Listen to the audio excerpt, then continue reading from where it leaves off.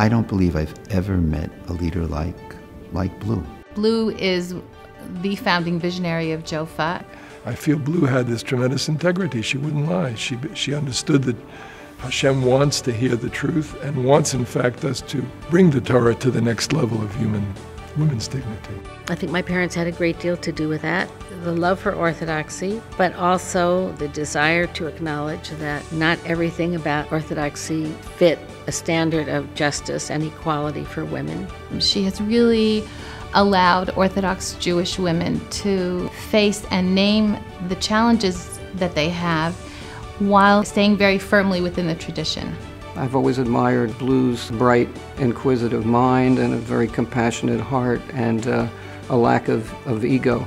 And those qualities aren't always found in the same person. She recognized that alone no one can do it. She really needed an organization and a community. Great people not only joined her in founding it, but great people took over after and continued it. I am very grateful for that there is a vehicle for others to come in and take up the challenges, and expand the work, and pride is a good word.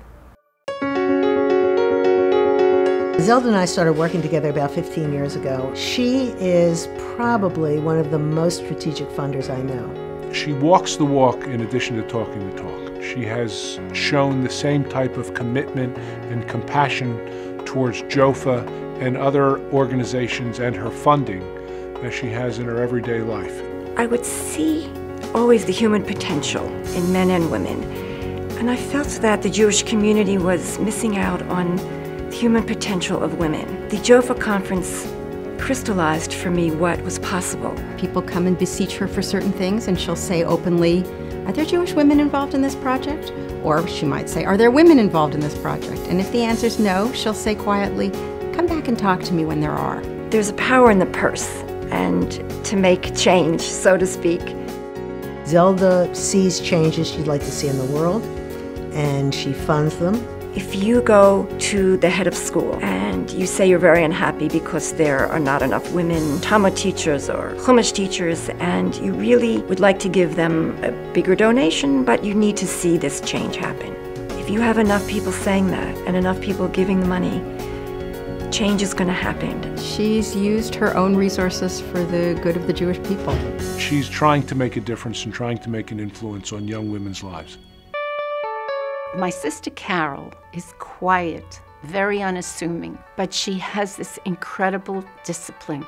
Whatever she starts, she finishes. She wants women to be more active and more represented in everyday life and the religious life in the Orthodox world. We'd like to make a difference. We'd like to not be Heimun Shehem, them and their wives, but be part of the Kahal. As president of JOFA, she kept putting the issues forward that had to be brought forward. She was there almost daily. There was nothing that was too minor or too major for her to do. She thought she'd never be able to raise money. She's so shy. She was wonderful because she's an incredible listener.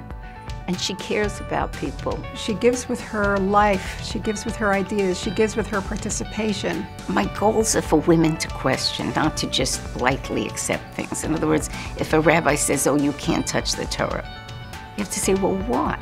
Could you show me where?" And then they'll find out that, in fact, you can. Carol has a way of making her ideas resonate with passion. We're there to push and to prod, and always within halachic parameters.